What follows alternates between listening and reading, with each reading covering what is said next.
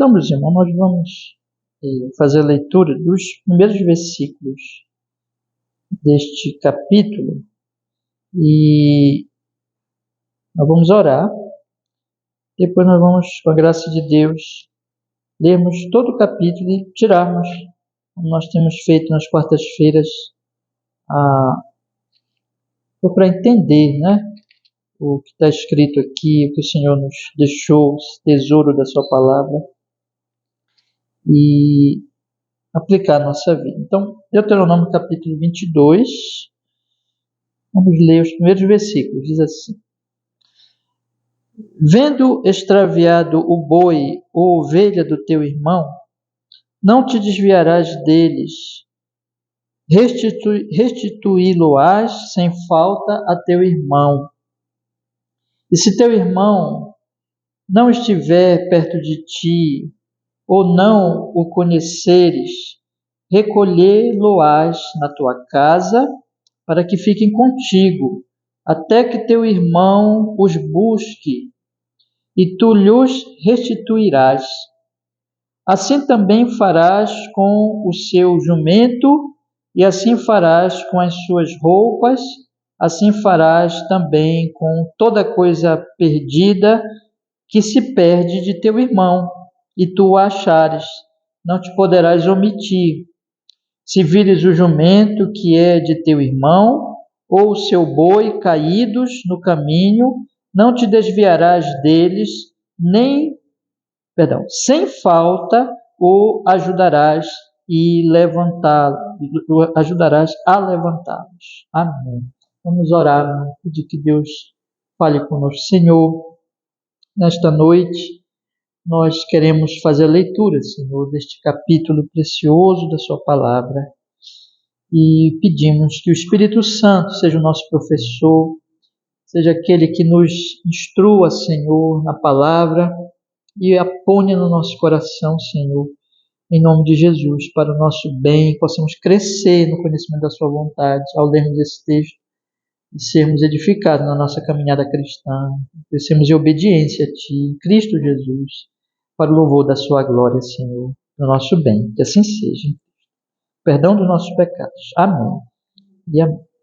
Então, meus irmãos, esse capítulo, irmãos, ele trata aqui, Deuteronômio todo, ele vai fazendo assim uma revisão das leis, E ele vai trazendo luzes sobre essas leis e aplicando ali a situação do povo de Israel que estava para entrar na terra prometida. Moisés ia morrer, é uma situação completamente nova e Moisés está dando as últimas orientações aqui. Especialmente nesse segundo discurso, nós falei para você já há várias semanas, De vez em quando é bom relembrar. O primeiro discurso é sobre a história do povo, Moisés relembrando a história e aplicando a vida do povo. O segundo discurso é sobre exatamente a lei. E o último discurso é sobre as alianças. Então aqui nós estamos no discurso sobre a lei. E nós vimos vários ensinamentos aqui de Moisés nas últimas quartas-feiras até o capítulo 21, voltados muito, irmãos, para a questão das autoridades, dos ofícios, e Moisés ali orientando quem iria liderar o povo, como iria liderar, qual a natureza dessas pessoas e como os israelitas deveriam obedecer aos seus líderes, irmãos. Tem aqui a questão da preservação da vida. Semana passada nós estudamos o 21, mais especialmente, que ele fala exatamente, irmãos, da questão do homicídio e outros assuntos aqui importantes. Então, são várias leis, especialmente a partir do 21, ele vai juntando várias leis em relação aos 10 mandamentos, explicando os 10 mandamentos. E esse capítulo 22 aqui, irmãos, nós podemos dizer que ele vai tratar da propriedade, do direito da propriedade e da honestidade que os israelitas deviam ter com a propriedade do seu próximo.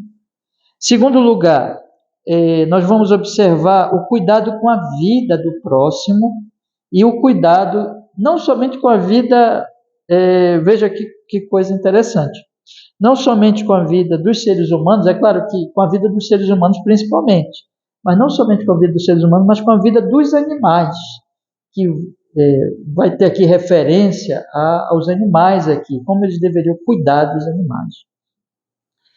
E, por último, irmãos, aqui a palavra de Deus vai tratar, muito especialmente, a maior parte do capítulo, né? A partir aqui do versículo 13, a palavra de Deus vai tratar do casamento do israelita, e muitas leis aqui em defesa, inclusive, da mulher, da esposa, mas olhando especialmente para a instituição do casamento, como Deus ele protegia o casamento em Israel.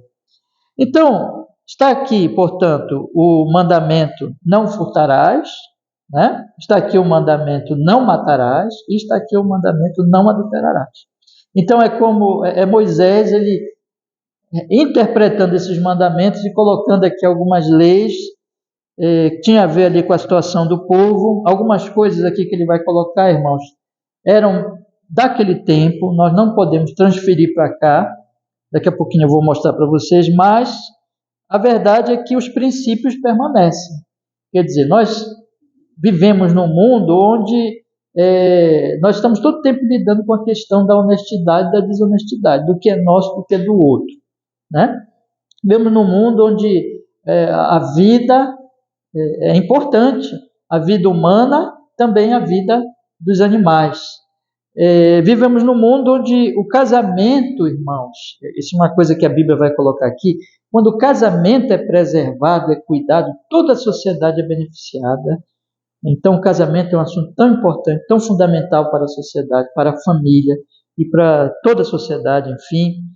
Então, irmãos, nós como cristãos, nós devemos, veja, os nossos pensamentos, as nossas ideias não devem ser da nossa própria cabeça, nem da nossa cultura, nem enfim, daquilo que nós temos aprendido, mesmo às vezes na nossa família, mas da palavra de Deus.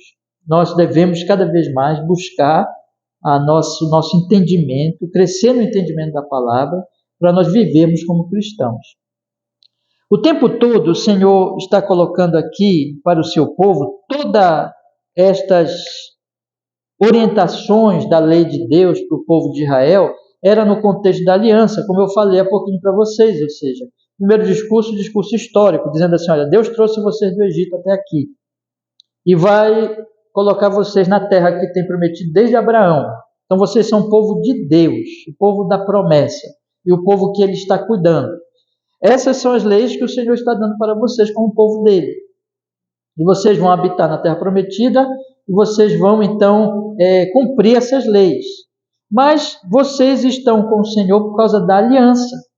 Vocês são o povo da aliança. Vocês são o povo que Deus escolheu dentre todos os povos como o povo em que Ele fez um acordo, deu para vocês esse acordo, essas promessas.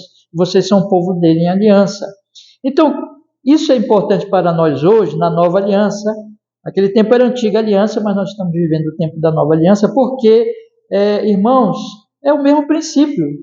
De lá para cá, nós fomos salvos do nosso Egito, para sermos povo de Deus, para sermos povo que viva na sua lei, na sua palavra, na sua verdade, porque nós estamos em aliança com Ele, aliança no Senhor Jesus Cristo. Nós fomos salvos, redimidos, resgatados, para vivermos, irmãos, uma vida santa.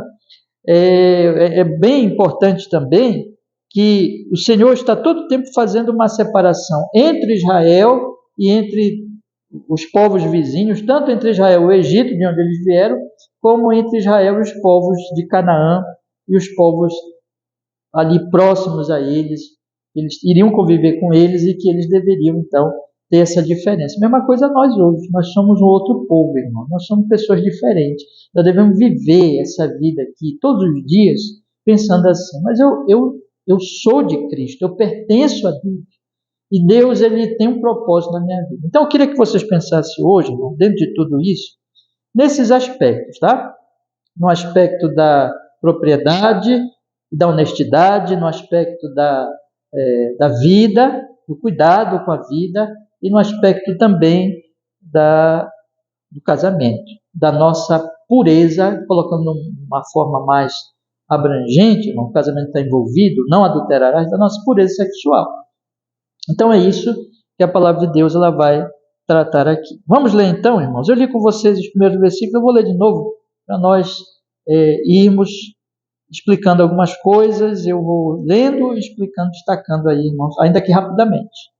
Vamos lá, versículo capítulo 22, verso 1 diz assim: vendo extraviado o boi ou ovelha de teu irmão, não te desviarás dele, restituí-lo-ás sem falta a teu irmão. Se teu irmão não estiver perto de ti, ou não o conheceres, recolhê-lo-ás na tua casa, para que fiquem contigo, até que teu irmão os busque, e tu lhes restituirás.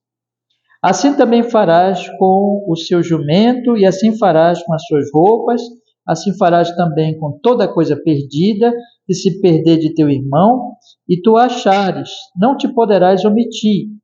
Se vires o jumento que é de teu irmão, ou seu boi, caídos no caminho, não te desviarás deles, sem falta o ajudarás a levantá-los. Então está aqui essas leis, irmãos, da coisa perdida, que era principalmente aqui o animal, o jumento, a ovelha, o boi, mas também de qualquer coisa, como diz aqui o versículo 3, que podia ser, irmãos, até mesmo aqui ele coloca, teu irmão tu achares, não te poderás omitir. O versículo 3 diz assim: assim também o farás com o seu jumento, assim farás com as suas roupas, qualquer coisa.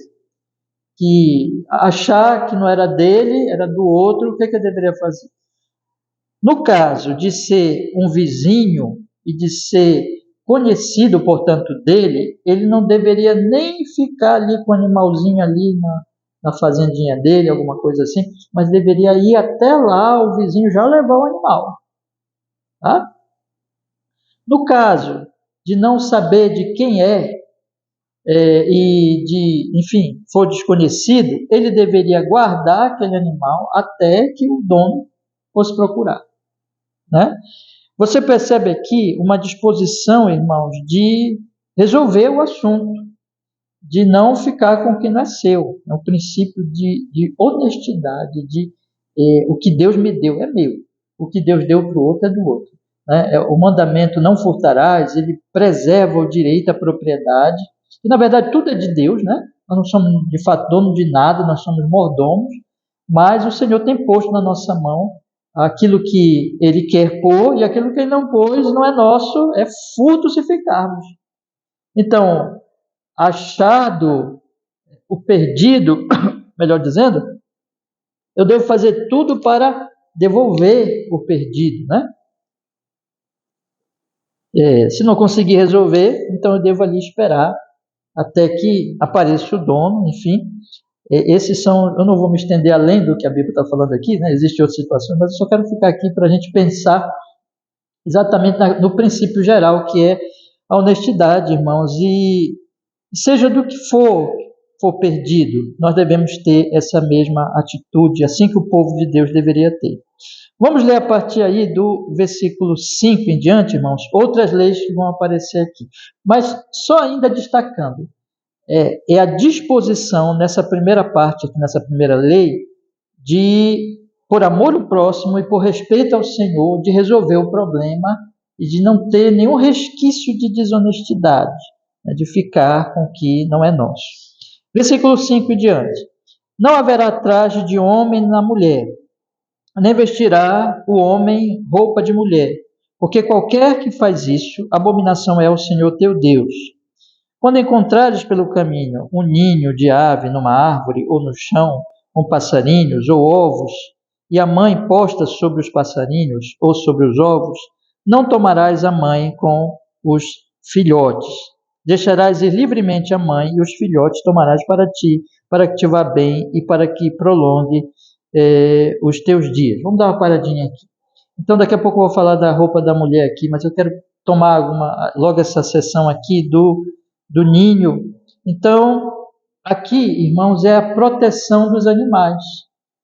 Achou o ninho, poupa a mãe, poupa a ave, é o cuidado com a vida animal aqui do texto. O mesmo cuidado está, na verdade, no versículo 4 também. Eu falei muito do animal perdido, mas no versículo 4 destaca o animal caído. Pelo peso da carga, então ele cai. No versículo 4 diz: se vires o jumento que é de teu irmão, o seu boi caído no caminho, não te desviarás dele, se em falta o ajudarás a levantá-los. Então, o cuidado tanto com a vida dos animais, no caso aqui da mãezinha aqui dos passarinhos, né? Como do jumento que caiu, o cuidado com a propriedade, como eu já falei aqui, irmãos.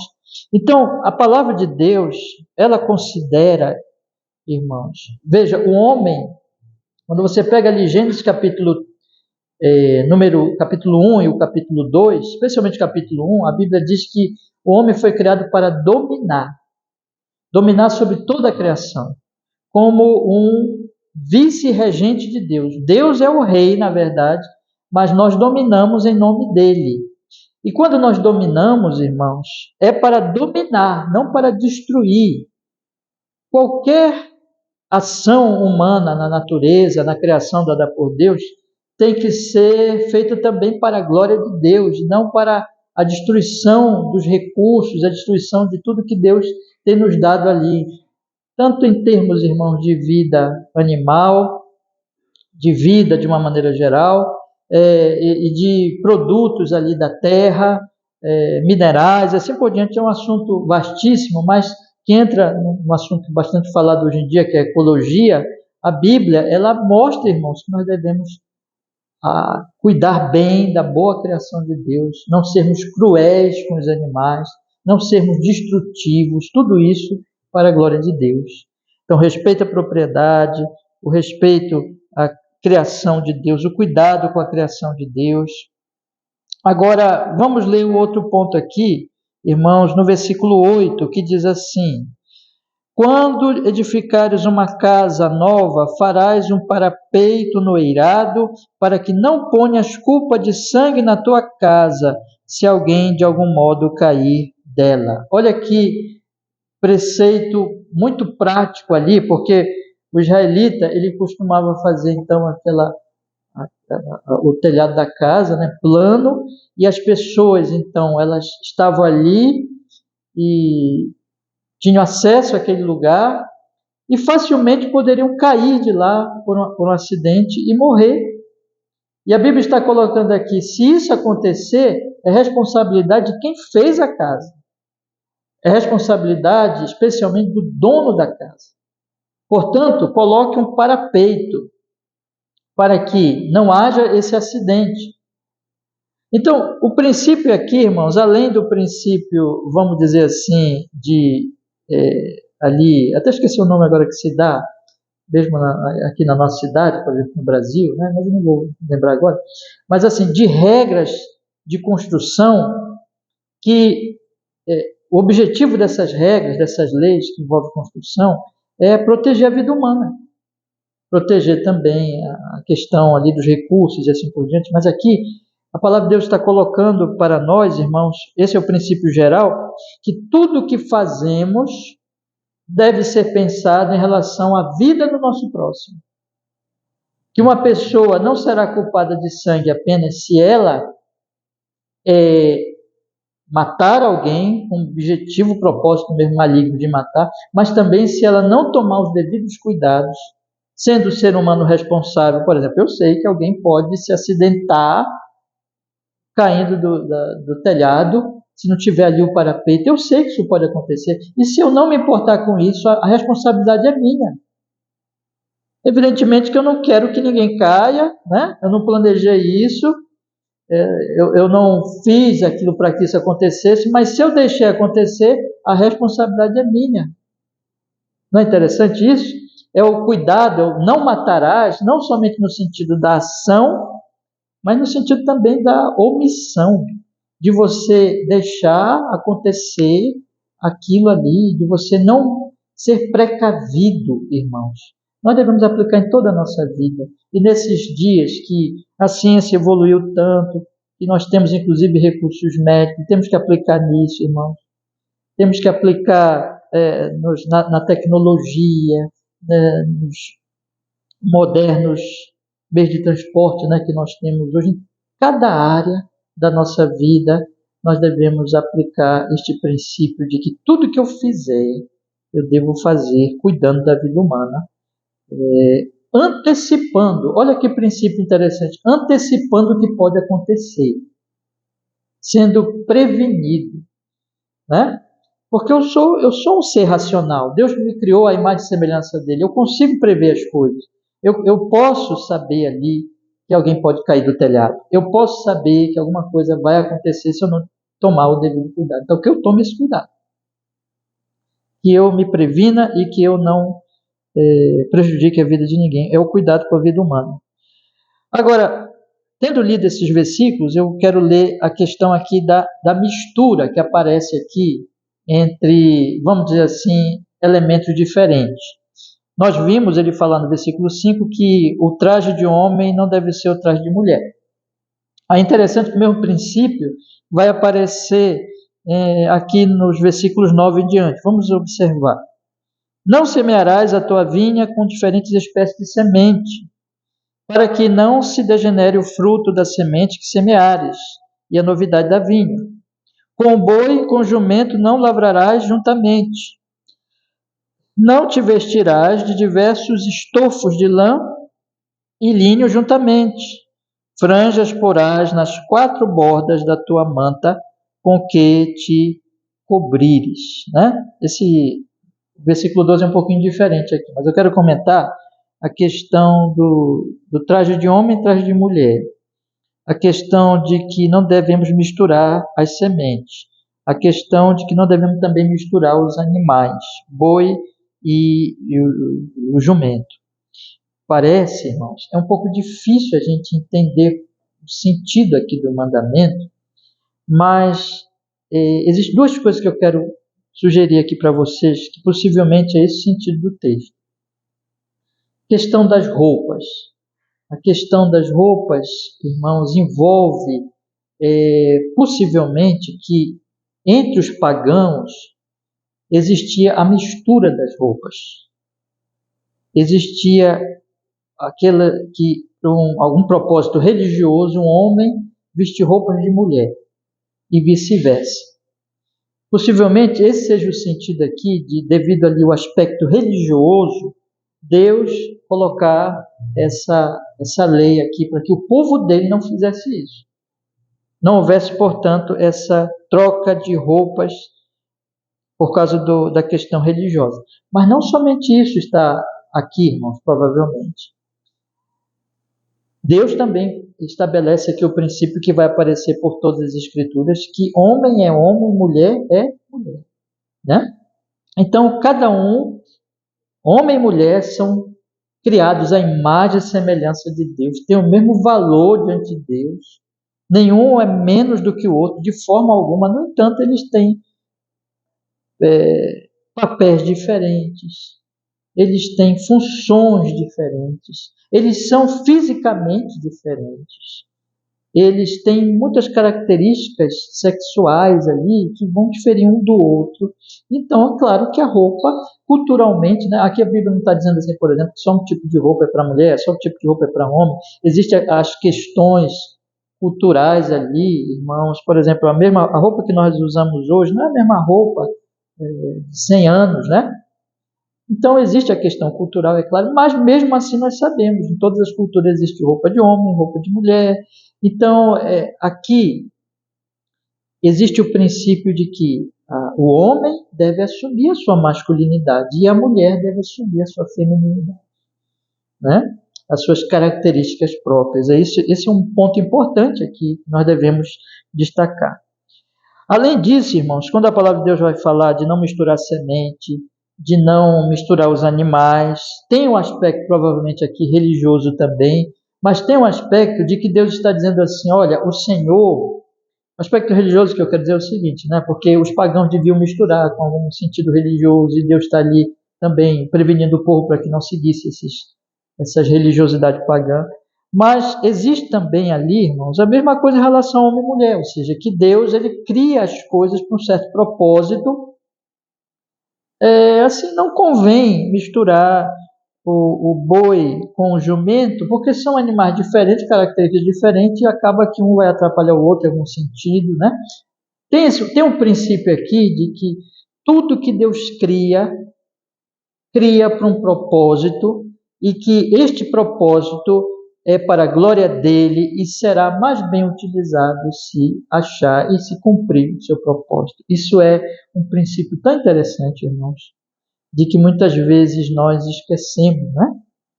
O homem no pecado, ele não falta-lhe muitas vezes essa sabedoria prática de entender, olha, para que isso serve? Para que aquilo outro lhe serve? Para que Deus nos deu todas as coisas, mas é tão fácil nós usarmos as coisas com propósito errado, fora do que é realmente para ser usado. Só para dar um exemplo aqui para vocês pensarem, por exemplo, dinheiro. Dinheiro é uma coisa boa, né? Ainda que não seja natural, né? É uma situação econômica ali que o homem ele vai então usar o dinheiro para a questão comercial, mas tudo isso é dado por Deus também. A Bíblia não fala contra o dinheiro, mas a Bíblia diz, por exemplo, o amor ao dinheiro é a raiz de todos os males. É quando você começa a usar o dinheiro para aquilo que ele não é, para aquilo que ele não foi ali dado por Deus. E assim nós podemos aplicar em tudo.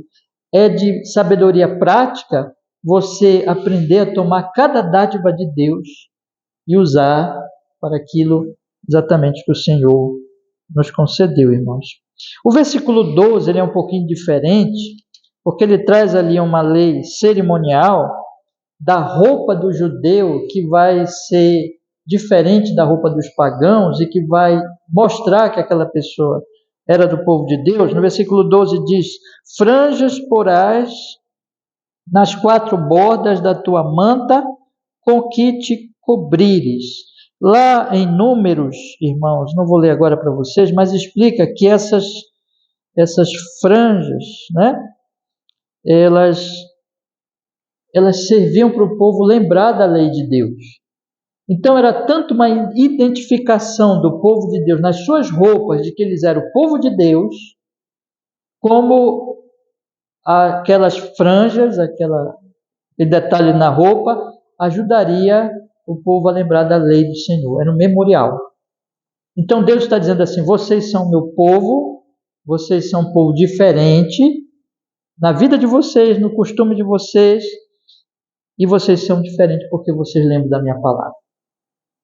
Claro que isso aqui não é um mandamento, não é para nós usarmos esse tipo de roupa hoje, não, era uma coisa lá para eles, né, para o Antigo Testamento, mas o princípio permanece. O Senhor falando, olha, o povo dele é diferente, e é diferente porque é um povo que ouve, que não esquece da sua palavra. Irmãos, vamos para a última parte aqui, que é a maior parte, e eu vou correr um pouquinho, que é a questão do casamento. Vamos ler agora os textos em que o Senhor vai prescrevendo várias situações em que o casamento deveria ser protegido e a reputação também das pessoas envolvidas ali no casamento deveria ser protegida. Vamos ler. Versículo 13.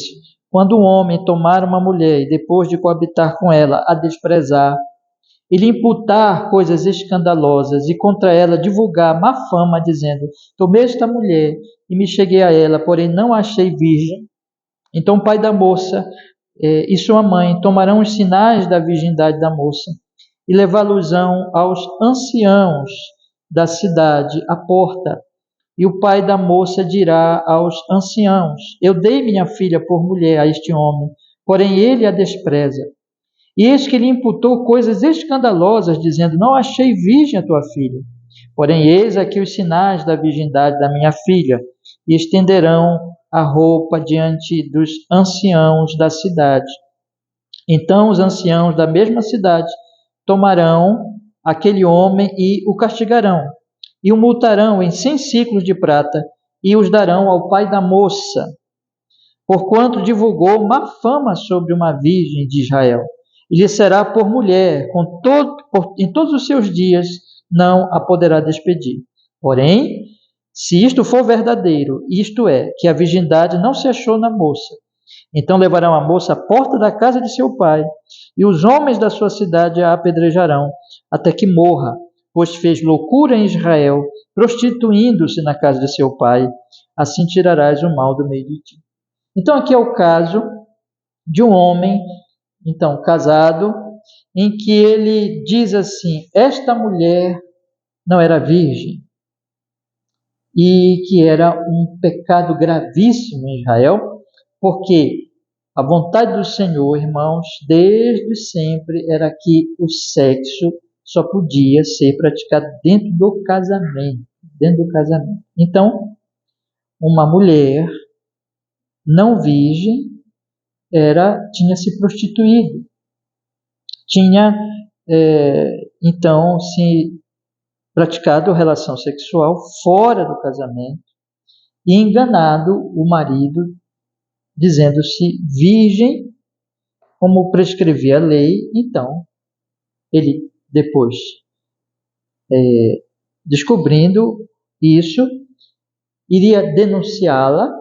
Agora, ele poderia ser um difamador, que por alguma maldade estava fazendo aquilo para denegrir a moça e para difamar a moça e difamar a família, o pai e a mãe da moça. Nesse caso, irmãos, o pai e a mãe tinham o direito de trazer as provas da virgindade diante dos anciãos, diante das autoridades.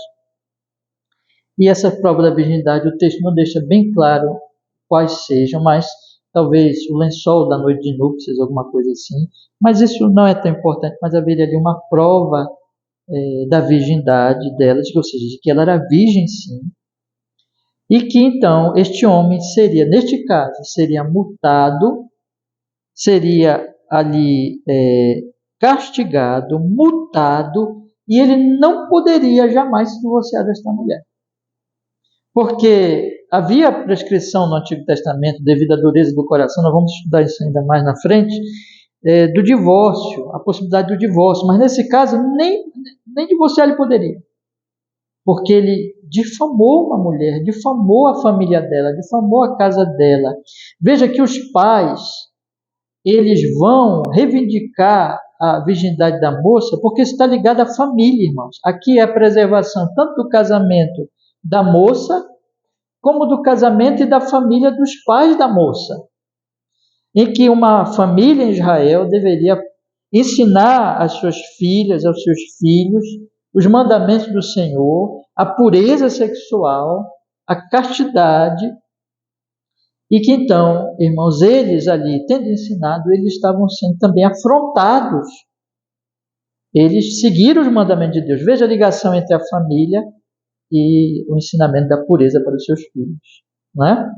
Então, os pais, eles poderiam ali provar que aquilo era mentira e que aquilo estava, então, destruindo a reputação da filha e da própria família, porque todas as coisas estavam ligadas. Agora, irmãos, se fosse verdade, se realmente ela tivesse se prostituído, a lei, ela prescrevia, irmãos, a pena de morte a esta mulher, e mostrando a gravidade desse pecado diante de Deus, irmãos. Hoje em dia, perdeu-se totalmente essa questão da pureza sexual, e do valor até mesmo do casamento, meus irmãos, mas para Deus isso é seríssimo. Não adulterarás. Envolve pureza sexual, envolve a santidade do casamento, do leito sem mácula. Graças a Deus, irmãos, não estamos dizendo com isso que não há perdão, muito ao contrário, Jesus perdoou uma mulher adúltera, lembra disso? Então ele trouxe perdão para os adúlteros, para os pecadores. E na verdade, quem de nós pode se apresentar isento deste tipo de pecado, visto que Jesus disse até mesmo que se um homem olha para uma mulher cobiçando, já adulterou com ela no seu coração. Então, todos nós necessitamos da graça, da misericórdia, e Jesus traz o perdão. No entanto, aqui a lei civil de Israel mostrava a gravidade desse pecado, porque esta mulher era morta, apedrejada, e ela era apedrejada na casa dos pais. Observe bem esse detalhe, mostrando o seguinte, a mesma coisa. Assim como o pai reivindicava, no caso da pureza da filha, que ele tinha cumprido seu papel, o pai e a mãe, preservando a sua filha, ensinando a sua filha, ensinando a aliança de Deus e a pureza sexual, assim também diante da casa do pai, porque era uma desonra da família, porque a filha ter se prostituído. Mostrando que aquele pai não cuidou da sua filha. É interessante isso, né? Mostrando, irmãos, a honra, o cuidado. É por isso que, por exemplo, o apóstolo Paulo vai chegar no Novo Testamento e vai dizer assim, que um dos requisitos para o pastor é que ele cuide bem da sua família, da sua casa.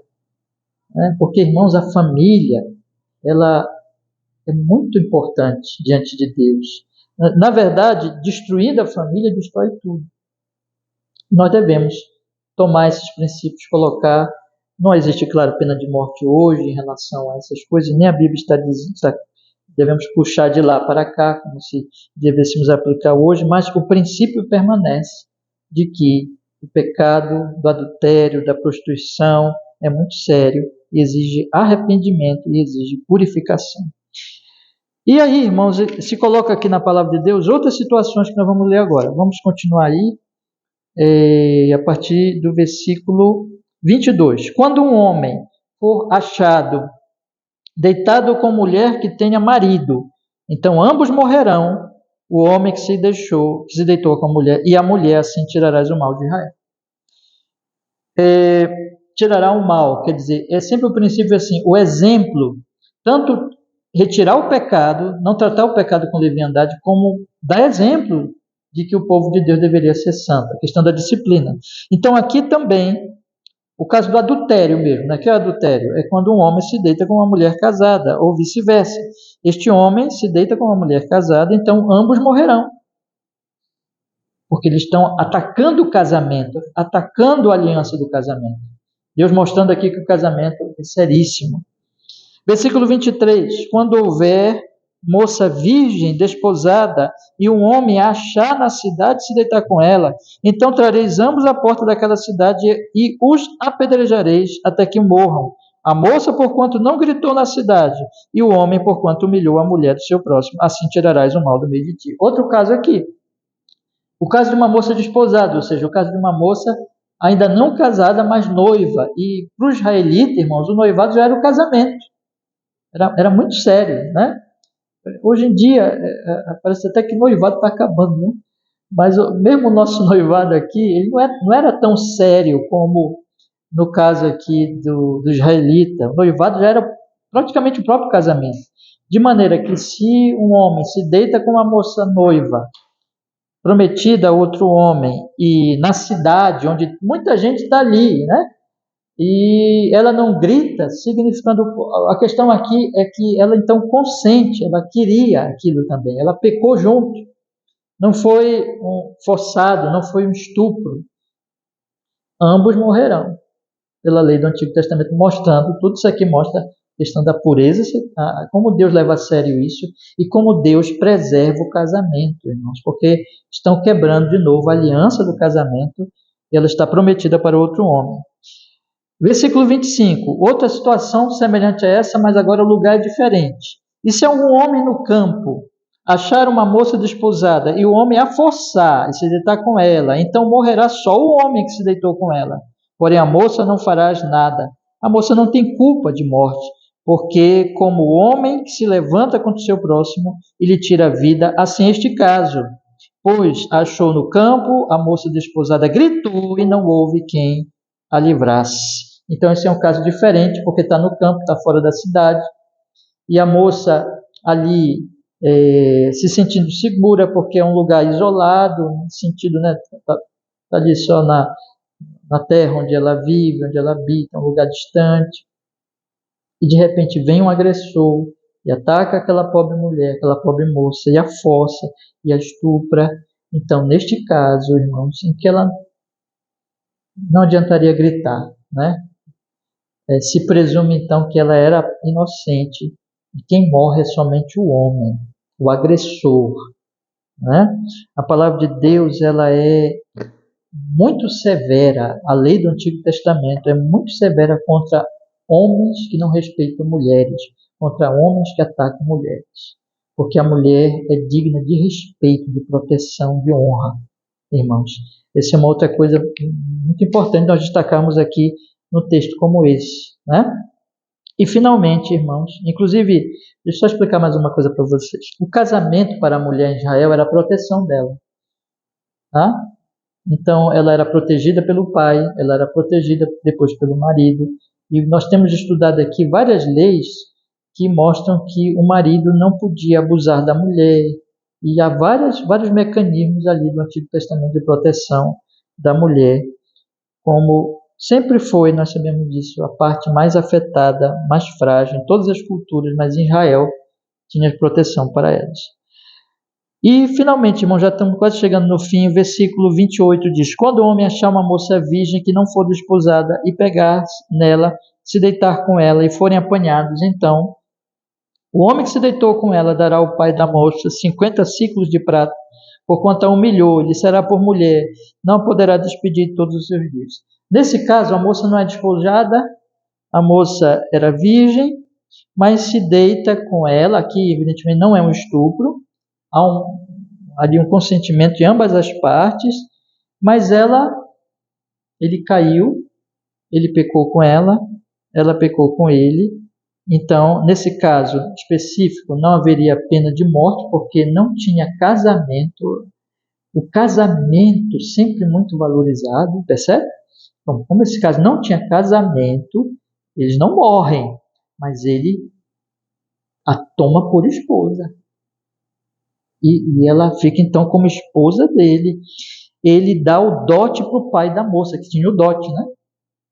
Versículo 29 diz: então o homem que se deitou com ela dará ao pai da moça 50 ciclos de prata, porquanto a humilhou, e lhe será por mulher, e não poderá despedir em todos os seus dias.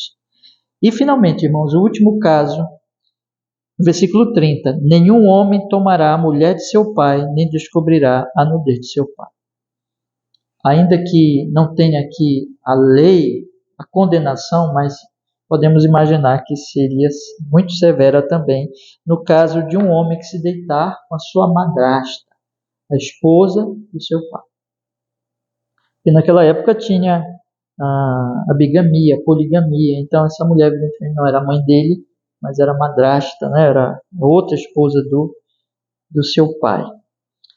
Ele não poderia descobrir, ele não poderia ter relações sexuais com ela. Irmãos, o que é que nós aprendemos aqui nessa noite? Eu vou fazer um resumo rapidinho para nós aplicarmos na nossa vida, irmãos. Que Deus, ele prescreveu, e nós podemos tomar esses princípios para a nossa vida hoje, na nova aliança. Nós devemos amar o nosso próximo, preservar a propriedade do nosso próximo, sermos honestos como servos do Senhor. Nós devemos preservar em amor a Deus, em amor ao próximo, preservar a vida do próximo e também a vida dos animais. Devemos ser, um cristão nunca deve ser cruel com os animais, mas cuidadoso com os animais e usar todos os recursos que ele tem, animal, vegetal, mineral, que Deus tem nos dado, com sabedoria, com amor, para a glória de Deus, preservando e não destruindo o que Deus nos dá. Que nós devemos também, irmãos, entender que tudo que Deus cria tem um propósito, nós não devemos misturar as coisas.